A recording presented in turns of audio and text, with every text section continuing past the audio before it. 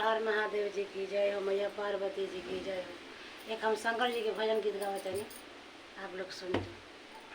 पार्वती जी शंकर जी से का कहत हनी, गीत के माध्यम से आप लोग सुनिए और गीत पूरा सुनोगे तो अच्छा लगी। और नया चैनल पर हो जो तो सब्सक्राइब कर दो, लाइक कर दो, शेयर कर दो। सुनिए।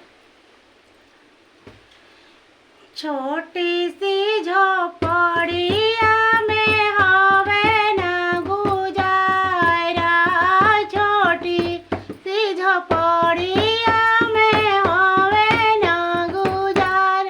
बोला ले चलो शहर बना वादो एक महल बनवा दो बनवा दो।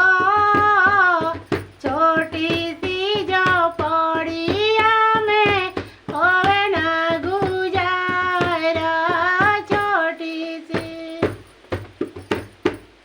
तुमने सजाया भोला माथा पर